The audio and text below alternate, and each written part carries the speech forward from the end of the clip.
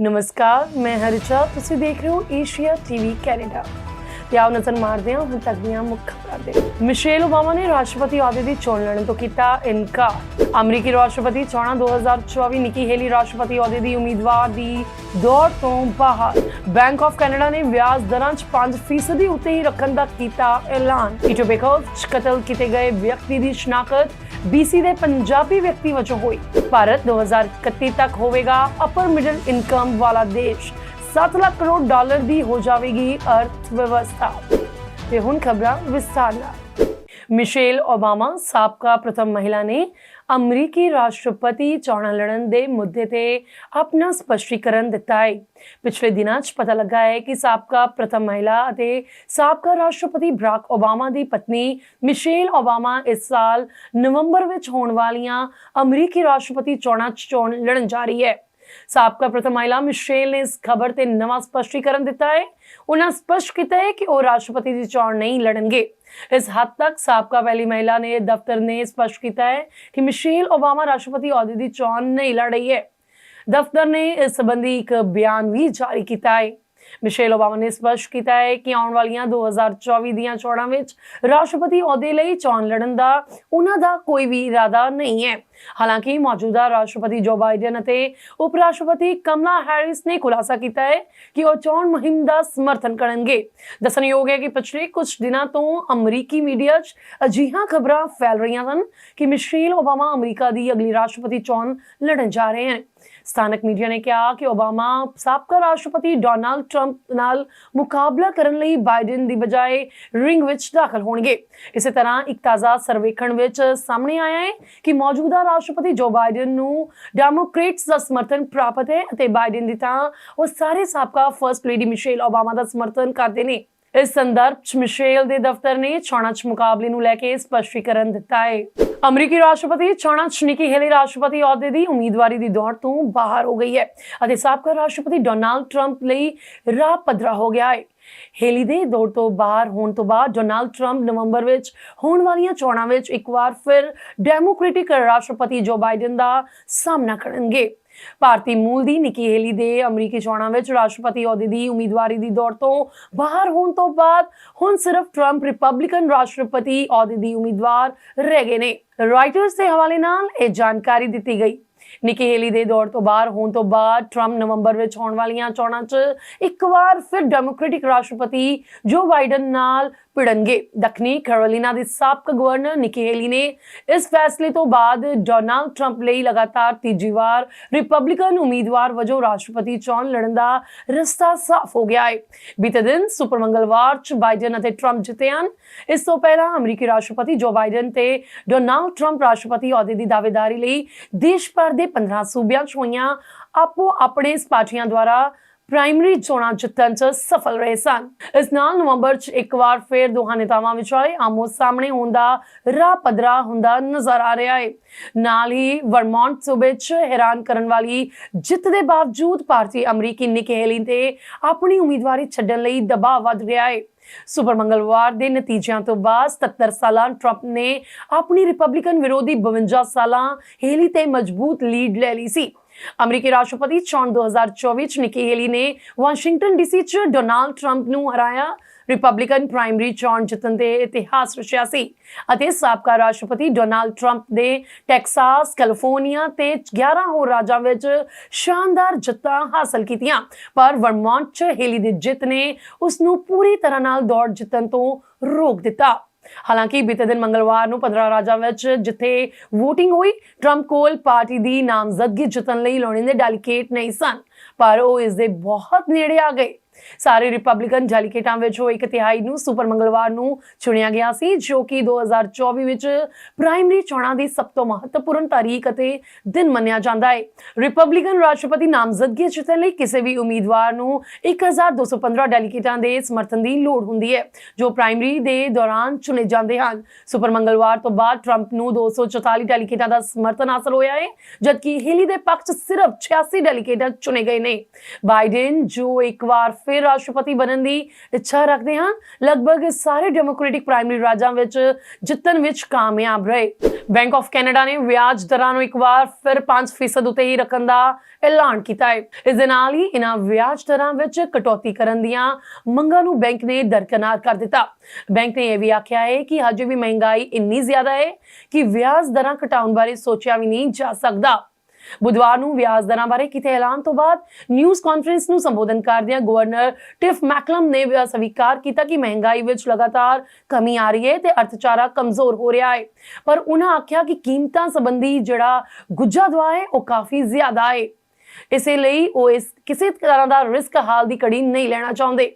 ਹਾਲਾਂਕਿ ਬੁੱਧਵਾਰ ਨੂੰ ਬੈਂਕ ਵੱਲੋਂ ਆਏ ਇਸ ਫੈਸਲੇ ਦੀ ਸਾਰਿਆਂ ਨੂੰ ਕੋਈ ਬਹੁਤ ਹੈਰਾਨੀ ਨਹੀਂ, ਪਰ ਕੁਝ ਅਰਥਸ਼ਾਸਤਰੀਆਂ ਦਾ ਮੰਨਣਾ ਹੈ ਕਿ ਵਿਆਜ ਦਰਾਂ 'ਚ ਪਹਿਲੀ ਕਟੌਤੀ ਜੂਨ ਵਿੱਚ ਹੋਵੇਗੀ। ਇਹਨਾਂ ਅਰਥਸ਼ਾਸਤਰੀਆਂ ਦਾ ਮੰਨਣਾ ਹੈ ਕਿ ਦਹਾਕੇ ਤੋਂ ਉੱਚੀਆਂ ਚੱਲ ਰਹੀਆਂ ਵਿਆਜ ਦਰਾਂ ਕਾਰਨ ਕੈਨੇਡੀਅਨ ਅਰਥਚਾਰਾ ਹੋਰ ਕਮਜ਼ੋਰ ਹੋਵੇਗਾ।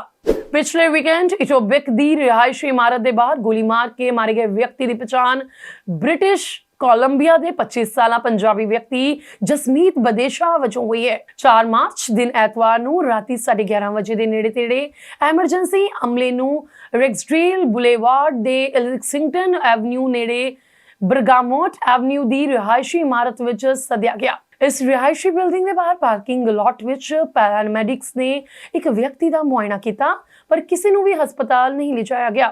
पुलिस ने इस गल की पुष्टि की है कि एक व्यक्ति सी जिहदी मौत हो चुकी है। बुधवार ਨੂੰ मृतक की पहचान मिशन BC ਦੇ 25 ਸਾਲਾਂ ਦੇ ਜਸਮੀਤ ਬਦੇਸ਼ਾ ਵਜੋਂ ਕੀਤੀ ਗਈ। ਉਸ ਦੀ ਤਸਵੀਰ ਵੀ ਜਾਰੀ ਕੀਤੀ ਗਈ ਹੈ। ਕਿਸੇ ਮਸ਼ਕੂਕ ਦੇ ਸੰਬੰਧ ਵਿੱਚ ਕੋਈ ਜਾਣਕਾਰੀ ਜਾਰੀ ਨਹੀਂ ਕੀਤੀ ਗਈ। ਪੁਲਿਸ ਨੇ ਦੱਸਿਆ ਕਿ ਬਿਲਡਿੰਗ ਦੇ ਨੇੜੇ ਹਾਦਸਾਗ੍ਰਸਤ ਹੋਈ ਲਾਲ ਰੰਗ ਦੀ ਗੱਡੀ ਵੀ ਜਾਂਚ ਵਿੱਚ ਕੀਤੀ ਜਾ ਰਹੀ ਹੈ। ਭਾਰਤ ਦੀ ਇਕਨੋਮੀ ਦੀ ਰਫ਼ਤਾਰ ਦੇਖ ਕੇ ਨਹੀਂ ਕੋਈ ਕਹਿ ਸਕਦਾ ਕਿ ਦੁਨੀਆ ਮੰਦੀ ਦੀ ਲਪੇਟ 'ਚ ਹੈ। ਇਸ ਤੇਜ਼ੀ ਅੱਗੇ ਹਰ ਕੋਈ ਬੌਣਾ ਨਜ਼ਰ ਆ ਰਿਹਾ ਹੈ, ਫਿਰ ਭਾਵੇਂ ਉਹ ਚੀਨ ਹੋਵੇ ਜਾਂ ਅਮਰੀਕਾ। ਯੂਰਪੀ ਦੇਸ਼ ਤਾਂ ਕਿਸੇ ਦਿਖਾਈ ਨਹੀਂ ਦੇ ਰਹੇ ਹਨ। ਭਾਰਤ ਦੇ ਭਵਿੱਖ ਨੂੰ ਲੈ ਕੇ ਜੋ ਅੰਦਾਜ਼ਾ ਸਾਹਮਣੇ ਆ ਰਿਹਾ ਹੈ, ਉਸ ਨਾਲ ਦੇਸ਼ 'ਚ ਵੱਖਰਾ ਹੀ ਜੋਸ਼ ਦੇਖਣ ਨੂੰ ਮਿਲ ਰਿਹਾ ਹੈ। ਕੁਝ ਦਿਨ ਪਹਿਲਾਂ ਮੂਡੀਜ਼ ਨੇ ਆਪਣੇ ਅੰਦਾਜ਼ੇ 'ਚ ਕਿਹਾ ਸੀ ਕਿ ਦੇਸ਼ ਦੀ ਇਕਨੋਮੀ ਦੀ ਰਫ਼ਤਾਰ 7% ਰਹਿ ਸਕਦੀ ਹੈ। ਹੁਣ ਜੋ ਅੰਦਾਜ਼ਾ ਆਇਆ ਹੈ ਕਿ ਉਹ क्रिसिल ਦਾ ਹੈ, ਜਿਸ ਨੇ ਮੌਜੂਦਾ ਵਿੱਤੀ ਸਾਲ ਲਈ ਆਪਣਾ ਅੰਦਾਜ਼ਾ 6.8% ਰੱਖਿਆ ਹੈ। क्रिसिल ਦਾ ਮੰਨਣਾ ਹੈ ਕਿ ਸਾਲ 2031 ਤੱਕ ਦੇਸ਼ ਅਪਰ ਮਿਡਲ ਇਨਕਮ ਵਾਲਾ ਦੇਸ਼ ਬਣ ਜਾਵੇਗਾ। ਨਾਲ ਹੀ ਭਾਰਤ ਦੀ ਇਕਨੋਮੀ ਦਾ ਸਾਈਜ਼ ਵੀ 7 ਲੱਖ ਕਰੋੜ ਡਾਲਰ ਭਾਵ 580 ਲੱਖ ਕਰੋੜ ਰੁਪਏ ਤੋਂ ਵੱਧ ਹੋਵੇਗਾ। ਭਾਵ ਭਾਰਤ ਦਾ ਕੋਈ ਤੋੜ ਨਹੀਂ ਹੋਵੇਗਾ। क्रिसिल रीडिंग्स ने अपनी इंडिया आउटलुक रिपोर्ट 'ਚ ਕਿਹਾ ਹੈ ਕਿ ਇੰਡੀਅਨ ਇਕਨੋਮੀ ਨੂੰ ਘਰੇਲੂ ਢਾਂਚਾਗਤ ਸੁਧਾਰਾਂ ਅਤੇ ਚੱਕਰੀ ਹਾਲਾਤ ਦੀ ਹਮਾਇਤ ਮਿਲੇਗੀ ਅਤੇ ਇਸ ਸਾਲ 2031 ਤੱਕ ਤੀਜੀ ਸਭ ਤੋਂ ਵੱਡੀ ਇਕਨੋਮੀ ਬਣਨ ਲਈ ਆਪਣੀਆਂ ਵਾਧੇ ਦੀਆਂ ਸੰਭਾਵਨਾਵਾਂ ਨੂੰ ਕਾਇਮ ਰੱਖਣ ਦੇ ਨਾਲ ਉਸ 'ਚ ਸੁਧਾਰ ਵੀ ਕਰ ਸਕਦੀ ਹੈ।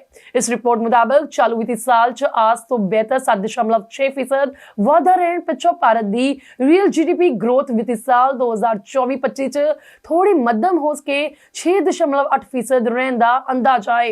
ਰਿਪੋਰਟ ਕਹਿੰਦੀ ਹੈ ਕਿ ਅਗਲੇ 7 ਵਿੱਤੀ ਸਾਲਾਂ 2024-25 ਤੋਂ 2030-31 ਚ ਭਾਰਤੀ ਇਕਨੋਮੀ 5 ਟ੍ਰਿਲੀਅਨ ਡਾਲਰ ਦਾ ਆંકੜਾ ਪਾਰ ਕਰਕੇ 7 ਲੱਖ ਕਰੋੜ ਡਾਲਰ ਦੇ ਨੇੜੇ ਪਹੁੰਚ ਜਾਵੇਗੀ। ਕ੍ਰਿਸਿਲ ਨੇ ਕਿਹਾ ਕਿ ਇਸ ਮਿਆਦ 'ਚ 6.7% ਦਾ ਅੰਦਾਜ਼ਾ ਐਵਰੇਜ ਗ੍ਰੋਥ ਭਾਰਤ ਨੂੰ ਦੁਨੀਆ ਦੀ ਤੀਜੀ ਵੱਡੀ ਇਕਨੋਮੀ ਬਣਾ ਦੇਵੇਗੀ ਅਤੇ 2030-31 ਤੱਕ ਇਸ ਦੀ ਪ੍ਰਤੀ ਵਿਅਕਤੀ ਆਮਦਨ ਦੀ ਉੱਚ ਮੱਧ ਆਮਦਨ ਸਮੂਹ ਤੱਕ ਪੁੱਜ ਜਾਵੇਗੀ।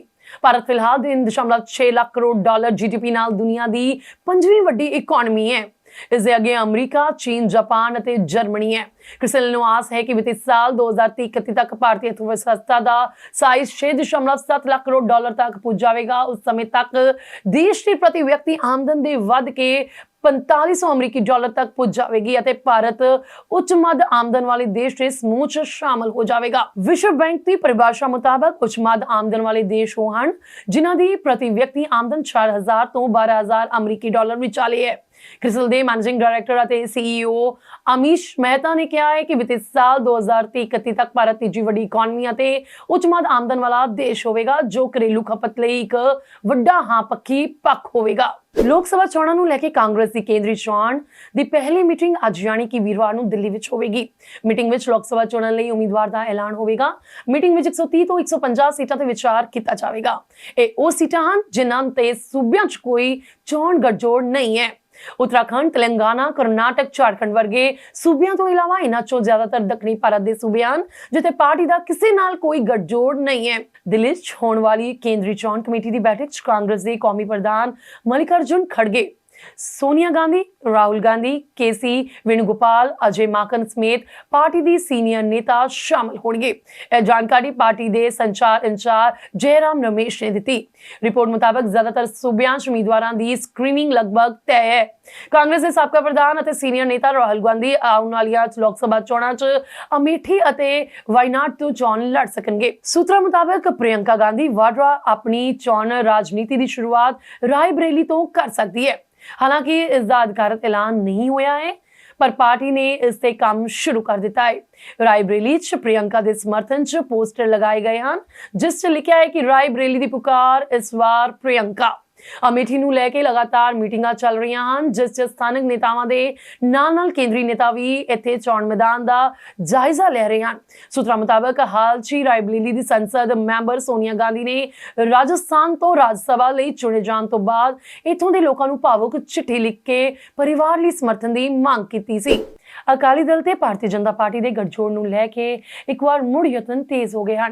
बीती देर रात प्रसिद्ध NRI डॉक्टर दर्शन सिंह धालीवाल ते अकाली दल के प्रधान सुखबीर सिंह बादल विचारे गठजोड़ संबंधी 1.5 घंटा लंबी बैठक करतार जिला च चली। इस च साबका मंत्री सुरजीत सिंह रखड़ा, चरणजीत सिंह रखड़ा ते होर सीनियर नेता मौजूद रहे। हालांकि किसान संघर्ष चलदिया अकाली भाजपा गठजोड़ ना होने संबंधी अफवाहां दा बाजार गर्म है, पर इस सब दे चलदिया यह लंबी मीटिंग बेहद महत्वपूर्ण है क्योंकि डॉक्टर दर्शन सिंह धालीवाल बीते दिन ही विशेष तौर पर अमरीका तो इत्थे पुजे हैं। उन्होंने पिछले हफ्ते भारत के गृह मंत्री अमित शाह नाल गठजोड़ संबंधी लंबी बैठक की सी। जानकारी अनुसार इस गठजोड़ के चलदिया ही बीती दिनी श्रोमणी अकाली दल संयुक्त अकाली दल बादल च शामिल हो गया है। जल्दी बीबी जागीर कौर दा भी अकाली दल दे नाल समझौता होना लगभग तय मन्निया जा रहा है। सूत्रों अनुसार सिर्फ एक सीट नूं लैके ही थोड़ा बहुत फर्क है। यह फर्क भी आगामी समय च 1-2 मीटिंगां तो बाद मिट सकता है।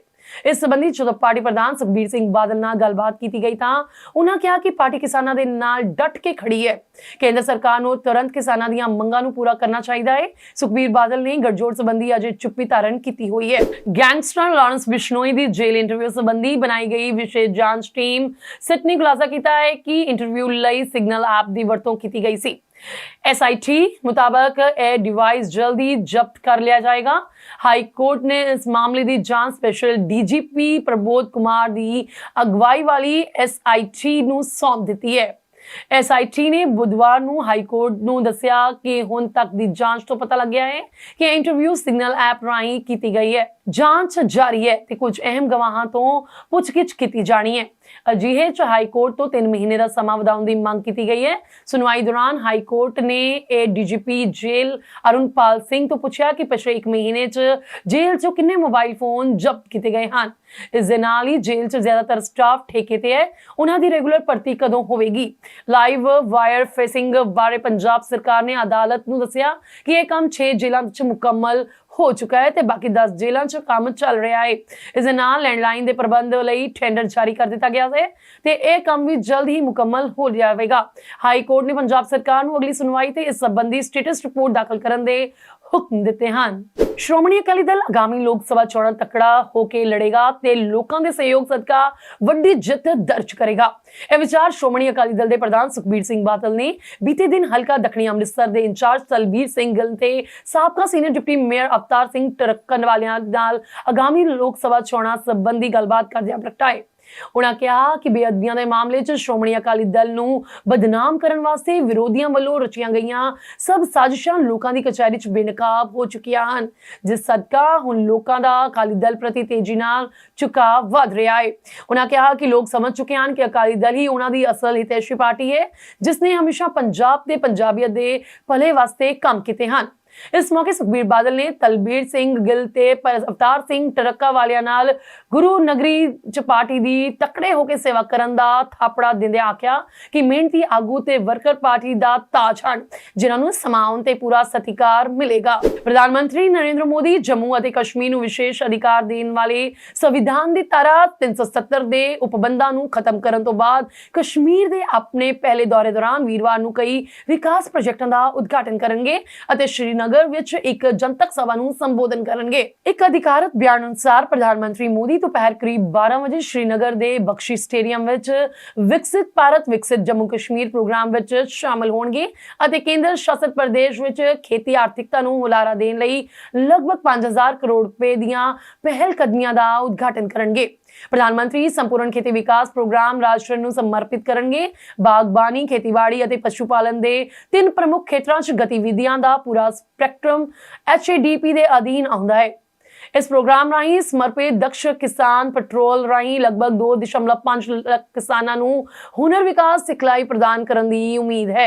प्रोग्राम दे तहत लगभग 2000 किसान खिदमत घर स्थापित कीते जाणगे अते किसान भाईचारे दी भलाई लई मजबूत मुल लड़ी स्थापित कीती जावेगी।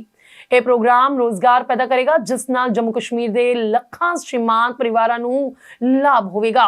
ਨਾਲ ਹੀ ਪ੍ਰਧਾਨ ਮੰਤਰੀ ਮੋਦੀ ਸਵਦੇਸ਼ ਦਰਸ਼ਨ ਦੇ ਪ੍ਰਸਾਦ ਯਾਤਰਾ ਪੁਨਰ ਸੁਰਜੀਤੀ ਅਤੇ ਅਧਿਆਤਮਿਕ ਹੈਰੀਟੇਜ ਐਨਹਾਂਸਮੈਂਟ ਡਰਾਈਵ ਸਕੀਮਾਂ ਦੇ ਤਹਿਤ 1400 ਕਰੋੜ ਰੁਪਏ ਤੋਂ ਵੱਧ ਦੇ ਸੈਰ ਸਪਾਟਾ ਖੇਤਰ ਨਾਲ ਸੰਬੰਧਿਤ ਦੇਸ਼ ਵਿਆਪੀ ਪ੍ਰੋਜੈਕਟਾਂ ਦੀ ਸ਼ੁਰੂਆਤ ਕਰਨਗੇ ਜਿਸ ਵਿੱਚ ਏਕੀਕ੍ਰਿਤ ਵਿਕਾਸ ਲਈ ਇੱਕ ਪ੍ਰੋਜੈਕਟ ਸ਼ਾਮਲ ਹੈ।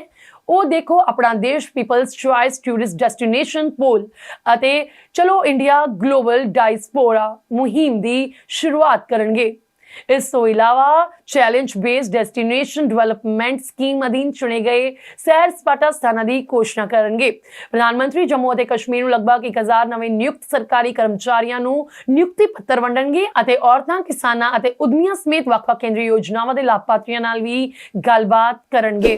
ਹੁਸ਼ਿਆਰਪੁਰ ਦੀ ਡਿਪਟੀ ਕਮਿਸ਼ਨਰ ਕੋਮਲ ਮਿੱਤਲ ਨੇ 7 ਮਾਰਚ ਨੂੰ ਮਹਾਸ਼ਿਵਰਾਤਰੀ ਉਤਸਵ ਦੇ ਸਬੰਧ 'ਚ ਕੱਢੀ ਜਾਣ ਵਾਲੀ ਸ਼ੋਭਾ ਯਾਤਰਾ ਦੇ ਰੂਟਾਂ ਤੇ ਆਉਣ ਵਾਲੀਆਂ ਮੀਟ ਦੀਆਂ ਦੁਕਾਨਾਂ, ਸਲਾਟਰ ਹਾਊਸ शोभा यात्रा दौरान बंद रखने के हुक्म जारी किए हैं।